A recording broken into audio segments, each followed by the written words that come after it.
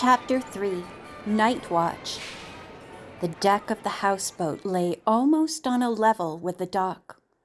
As they reached the craft, George shot a quizzical glance at Nancy, who put a finger to her lips. Then both girls stepped aboard.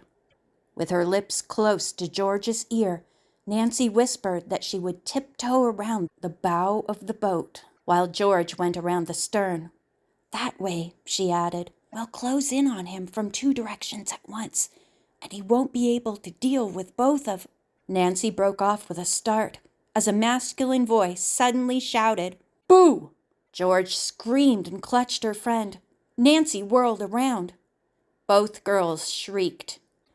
Ned! At the sight of a tall, husky young man in a western shirt and jeans who had just leaped out at them from around a corner of the cabin. He was Nancy's boyfriend, Ned Nickerson. Seeing how startled the girls were, he put an arm around each of them reassuringly and apologized. "Sorry, I didn't mean to scare the wits out of you." When he noticed the rock and tree branch they were clutching, Ned chuckled. "I guess I'm the one who should have been scared. It might have been lights out if I'd gotten beamed with one of those." When he had met the three little Custer children, and he and Nancy had been shown all over the houseboat, Ned said, "Actually, I didn't just come down here to play boogeyman, Nancy. I went to your house first, and Hannah said I might find you here at the marina." Bess, who had happily rejoined her friends after seeing who the intruder was, cut in. "Well, now that you're here, you can stay and have dinner with us."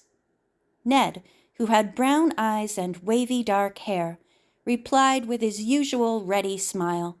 "It's good of you to invite me after I played such a trick, but I really came to ask Nancy if she could switch our date from tomorrow night to tonight." Turning to his friend, he added, "You see, I have to make a quick trip back to Emerson College to straighten out my program for the fall semester. There's been a computer mix-up on the courses I signed up for." "Oh, tonight will be fine, Ned," Nancy told him. "Well, you two are still welcome to stay," George said with a mischievous grin. "But if I were you, Nancy, I wouldn't." Even Bess burst out laughing. "Neither would I, if you want the truth, especially because I know what we'll be cooking tonight." "I made reservations at the Rustler's Inn," Ned said when the laughter died down. "But if—" "Say no more," Nancy interrupted hastily. "Just lead the way." In his own car, Ned trailed Nancy's back to the Drew house so she could change. "Gee, you look great just as you are, Nancy," he protested as she started upstairs. "Everyone goes to the Rustler's Inn in jeans." "I know, but I'd like to get a little more Western looking," Nancy responded with a chuckle. "And I want to freshen up a bit, too." A short time later, having changed into a blue and white checkered shirt and tied a red bandana around her neck, Nancy picked up her small shoulder bag and announced, "Ta-da! I'm ready." Ned looked her over approvingly and grinned. "Guess I should have worn my Western boots." At the inn, over thick, sizzling steaks, Nancy told Ned how reporter Rick Jason had challenged her to solve the mystery of the haunted Carousel. "I read about that in the newspaper," Ned murmured, taking a forkful of crisp green salad. "There must be some perfectly natural explanation, and I intend to find it," Nancy declared. "But first I'd like to see it happen with my own eyes." "Do you have any plan?" "Well, I thought I might keep watch on the park tonight." "What if nothing happens?" Ned asked. "The Carousel doesn't go into its spooky routine every night, does it?" "No, you're right," Nancy admitted. "Unless I'm lucky, I may have to stake out the park several nights in a row. You wouldn't want to join me on watch tonight, by any chance? Wild horses couldn't keep me away. What's more, I want you to promise me something." "What's that?" Nancy's blue eyes twinkled. "That you'll never go there late at night, unless I'm in River Heights so I can go with you," Ned said earnestly. "Okay?" "Well, perhaps you're right," Nancy said as they started their apple pie and coffee. Ned didn't realize that she had actually promised nothing. Later, after deciding on the best time to arrive at Riverside Park, Nancy and Ned left the restaurant and drove to a movie theater that was showing a horror film they had chosen to see. It had gotten rave reviews as a spine-chilling thriller.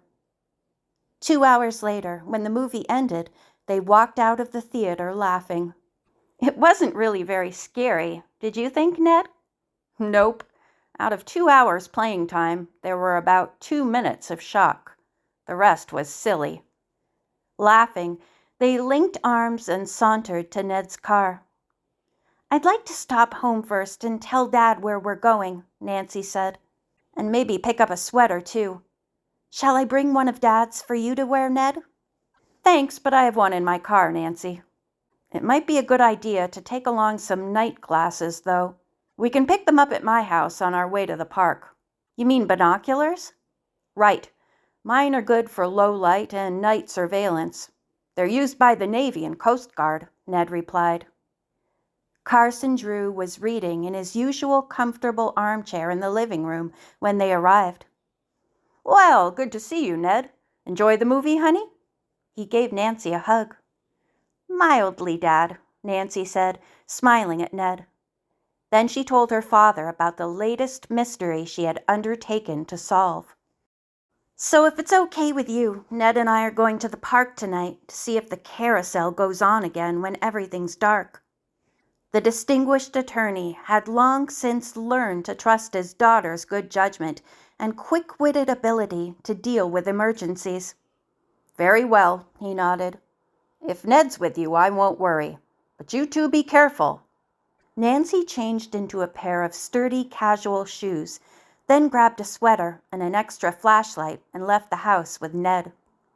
The two stopped at his house to pick up the special binoculars before driving on to the park. It was about 10 minutes to 11 when they reached their destination. I think we'd better park the car in the public parking lot near the marina and walk back, Ned remarked. What do you think, Nancy? Good idea. It'll be less conspicuous there after the park closes. Closing time for the amusement area of Riverside Park was 11 o'clock. Customers were drifting out as Nancy and Ned approached, and the rides were shutting down one by one. The amusement section was fenced off from the rest of the wooded park by a pipe and chain barrier. Nancy and Ned stayed outside this barrier and made their way along a darkened footpath to a clump of trees and shrubbery that afforded a clear view of the carousel. Let's wait in there, Nancy suggested. The carousel was situated near the side of the park that overlooked the riverbank. Its lights were still on as the teenage sleuth and her companion made themselves comfortable in the hiding place she had chosen.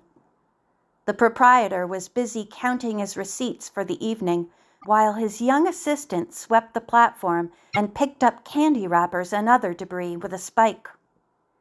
Nancy lounged on the grass and Ned leaned against a tree trunk, watching the amusement park area grow dark as the lights were turned off one by one. Meanwhile, the carousel operator's young assistant finished his chores, called good night to his boss, and left the park. A few minutes later, Leo Novak turned off the merry-go-round lights, and the two watchers saw him trudge off toward his trailer, which was parked near a few other vans and campers in which lived other park concessionaires. Finally, all was dark. How long do you want to wait, Nancy? Ned found himself speaking in a hushed voice. I think if nothing has happened by, say 1:30, we may as well leave. From what I've heard and read in the news reports, the carousel has never started up later than that. They sat quietly and watched and waited. It was a lovely starlit night and, with the crickets chirping, very peaceful. Nancy's eyelids grew heavier minute by minute and began to close. Suddenly Ned nudged her awake. Did you see something move over there? He whispered, reaching for his binoculars.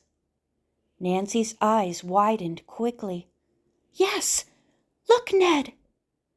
Even without the night glasses, she could make out two dark figures heading toward the carousel.